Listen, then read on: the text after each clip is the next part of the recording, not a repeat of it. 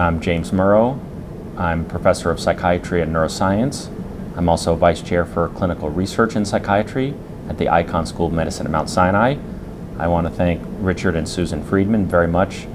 We're very grateful for their support for the Research Scholar Award.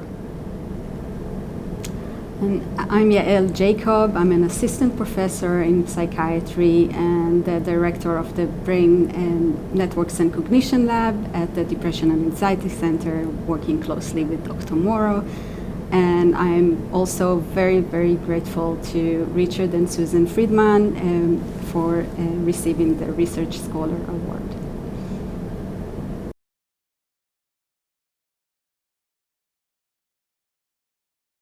What we hope to achieve is really moving the needle in terms of understanding, in one aspect, how to match treatments to patients, okay? Because we have a lot of evidence that different treatments, in this case we're talking about for depression, they on average are more effective than, let's say, maybe like a placebo, right?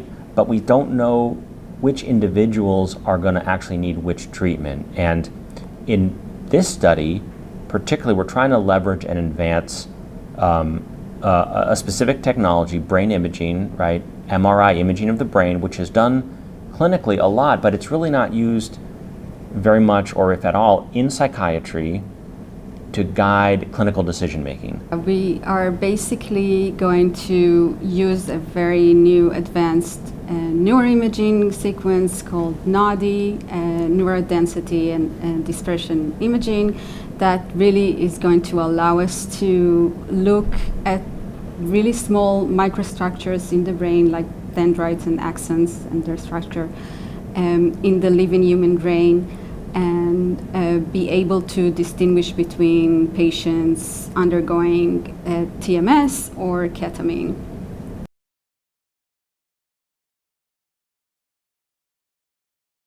The overall goal here is to get more patients better, faster. That's really the name of the game.